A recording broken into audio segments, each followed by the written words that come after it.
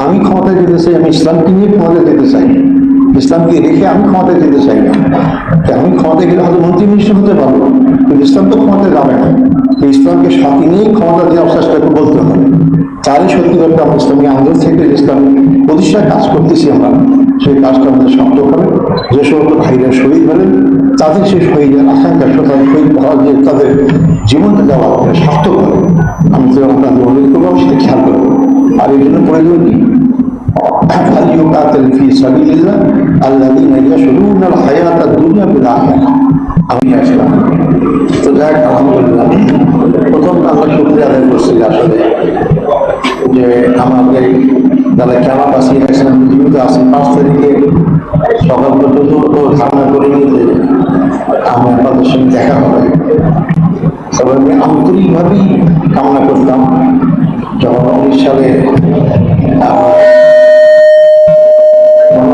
আদালতের যখন আমাকে ফাঁসির হুকুম দিল, তখন একদম মানসিক প্রস্তুতি নিয়ে দিয়েছিলাম আমি আল্লাহ কাছে হাজির হব, এবং এটাই আমার দেওয়া সহজ পথ।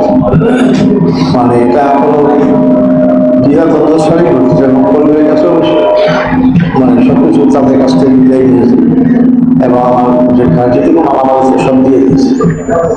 কিন্তু জানি না 19 সালের ডিসেম্বর থেকে করোনা হলো, আল্লাহ কর্মসূচির মাধ্যমে করোনা ডিলে হতে হতে হতে পরে প্রায় 5.5-6 বছর মতো কন্ডেন্সেটে ছিলাম, যেখানে হাদিস আপনাদের থাকে আপনারা জানেন।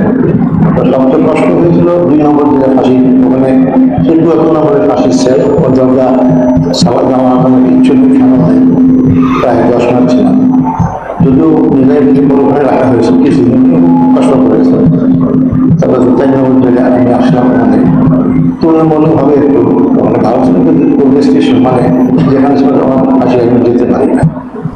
তো যাই হোক আলহামদুলিল্লাহ সেখানে সময় কাটাতাম। তখন তো আমাদের চিন্তায় কারো কারো করতাম না, যেখানে চিন্তা যেখানেই করতাম, তারাই আমরা সঙ্গে সাথে সবাই ছিলাম। এরপর আলহামদুলিল্লাহ 5ই আগস্টের পরে তো এই আশা একটা পরিবেশ সৃষ্টি হলো।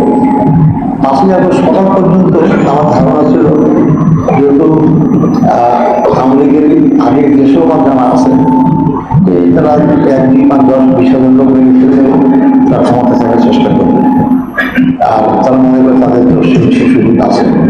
তো যাই হোক আমার কাছে রাজনৈতিক অভিজ্ঞতার ভিত্তিতে 5ই আগস্ট যখন আমি সকাল 9 থেকে 10টার সময় টিএসসি থেকে অনেক লোক, তখন আমরা যেখানে তো তখন ভয়ে অনেক ঢিলা হয়ে গেছে, অনেক কিছু প্রবেশ করত, মেমোরি কার্ড দিতে আটকে যেত, ওই বাচ্চারা খবর পেতাম। তো দেখলাম যে একটা ছোট্ট বাচ্চা 5-6 বছরে পাশে পড়ি দাঁড়ায় আছে, প্রত্যেক খুশি মারতেছে। তো আমি তখন বললাম এই সরকার থাকতে পারে না। বলে কেন? বলে এই বাচ্চা কি মনে জানে পুলিশটা খারাপ বাঁচতে গেছে, কারণ মানুষের সব মধ্যে এমন অবস্থা সৃষ্টি হয়েছে যে এই সরকার থাকতে জনগণকে বিচ্ছিন্ন হয়ে গেছে। তারপরে তো ঘটনা আপনারা সব জানেন। এবার তো আলহামদুলিল্লাহ আমি আজকে মুক্ত হয়ে গেলাম, সকালে দুর্গতিগুলো আমাকে মুক্তি দিয়ে দিয়েছে। তো আমি শুধু সংক্ষেপে কথা বলতে চাই, কি জন্য গ্রেপ্তার হলাম? আমাদের চুরি ডাকাতি বা জমি জমা কোনো কিছু অভিযোগ পর্যন্ত করেনি, তাহলে অভিযোগটা আমি ইসলামী আন্দোলন করি। যখন ভাই ওরা সবাই গ্রেপ্তার করি, এরপরে প্রায় 1.5 বছর আমি আওয়ামী সেক্রেটারি ছিলাম। আমি তখন ধারণা করিনি যে আমাকে এই সমস্ত মামলায় গ্রেপ্তার করবে, তবে আমি ধারণা করতেছিলাম না আমি গ্রেপ্তার হব। তো গ্রেপ্তার তো হয়ে গেল, কিন্তু 12টা-14টা মামলা দেওয়ার পরে যখন আমি জামিন পেয়ে চলে আসি তখন তারা আটকাইতে পারবো না। এরপরে শুনি আমাকে এই মামলা দিয়েছে, তারপর কিন্তু আমরা আস্থা ছিল যে এই মামলা কিছু করতে পারবে না। কিন্তু যখন আইন বিভিন্নভাবে করা সংশোধন করতে তখন তো বুঝলাম যে সাধারণ আত্ম তখন মানসিক প্রস্তুতি যায় আল্লাহ আগে যা করবে সেটাই হবে, ইনশাআল্লাহ কোনো অসুবিধা হবে না। তো এরপরে তো ফাঁসি থেকে মুক্ত হয়ে আমাদের মধ্যে চলে আসছি। আমি বললাম অপরাধটা ছিল ইসলামী আন্দোলন করা। আমি শুধু ইসলামী আন্দোলন করার অপরাধ, এটা আমি যখন প্রথম ছাত্র জীবনে ইসলামী আন্দোলনে যোগদান করি, আমি লেখাপড়া ভালো না, যেন স্বাস্থ্য ভালো না হলে আমার যেখানে মনে এই বর্তমান ধারণা ইসলামী আন্দোলনের জন্য কষ্ট নির্যাতন ফাঁসি হবেই, এটা নিয়ে চিন্তা করি। তারপরে আমার কোনো সময় চিন্তা হতো না যে ইসলামের প্রত্যেকের মৃত্যু হবে, কোনো হবে। আমার যারা সাবেক কর্মী সহকর্মী আছেন তারা বলতে পারবেন, আমি নিজের চিন্তা করতাম না। আলহামদুলিল্লাহ আমি ইসলামী আন্দোলনে সব শক্তি নিয়ে করে কাজ করার চেষ্টা করেছি। তো আমি শুধু অনুরোধ করবো যে ইসলামের জন্য আমাদের নিজের ভাই, মুজাহিদ ভাই, কামরুল ভাই, মুল্লা ভাই, বিকাশের ভাই, তারা সরাসরি এক হত্যার সামিল হয়েছে। আর বাকি আমাদের সিনিয়র তারা যাদের খানায় চিকিৎসা না হয়ে মারা গেলেন তাদেরও হত্যা করা হতাম, শহীদের মর্যাদাই পাবেন ইনশাআল্লাহ। তারপর অপরটা কি, তাদের কিছু করতে পারে মুজাহিদ তো মন্ত্রী ছিলেন, তখন তাদের 1 টাকা দুর্নীতি প্রমাণ করতে পারেনি। তো অপরাধী ইসলামী হক, কিন্তু ইসলামের জন্য আমাদেরকে এই এত ফসল দিচ্ছে, আমাদেরকে হত্যার মতো কাজ করছে, সেই ইসলামই আমাদের একমাত্র মুক্তি পথ। শুধু আমাদের একমাত্র মুক্তি পথ, জাতি যদি সকল দিক থেকে মুক্তি পেতে চায়, আমরা নিয়ে বলে যা কিছুই বলুন এখন ইসলামই একমাত্র মুক্তির পথ। আমার ক্ষুদ্র বয়সে আমি যেটুকু পড়াশোনা করার এখানে বসে চেষ্টা করেছি, আমার কাছে মনে হচ্ছে দুনিয়া কিন্তু ইসলামের দিকেই ধাবিত হচ্ছে। আপনি খেয়াল করবেন, গ্রাম অঞ্চলের চেয়ারম্যান যারা আর এক প্রতিপক্ষকে ঘায়ল করার চেষ্টা করে, যে তার প্রতিপক্ষ দুর্বল তাকে ঘায়ল করে না, তার সমান পঞ্চতার মতো শক্তি আছে তাকেই ঘায়ল করে।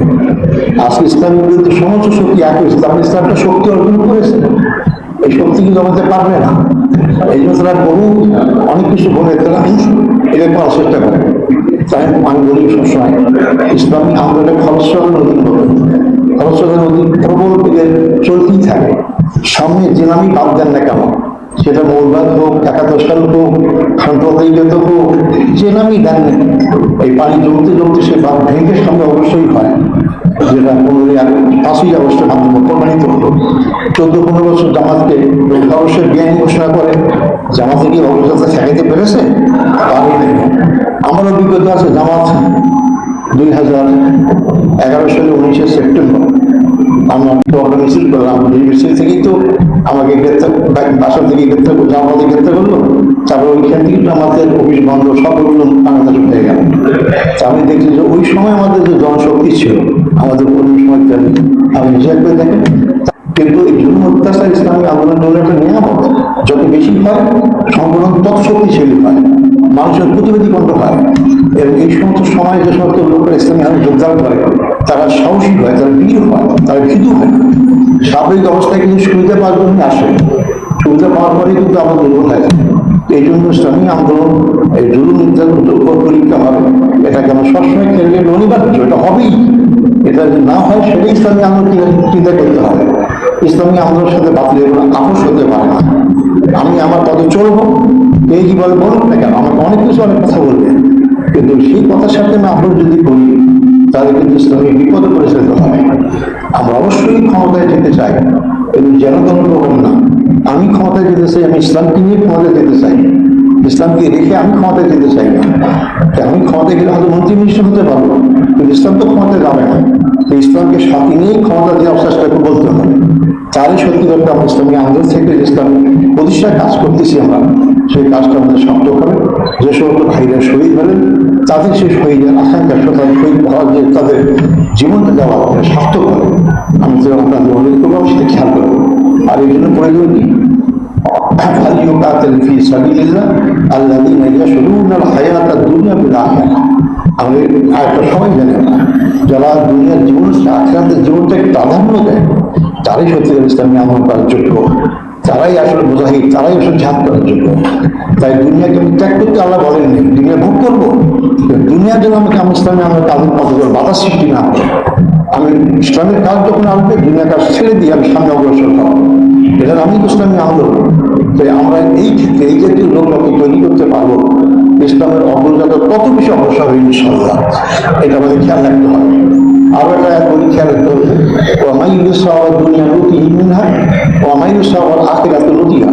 যে মানুষ দুনিয়ার কামাইয়ের জন্য কাজ করে, আল্লাহ বলছেন তাকে দুনিয়া থেকে সে দেই, কিন্তু আখিরাতের জন্য কাজ করে আমি তাকে আখিরাতে দিই।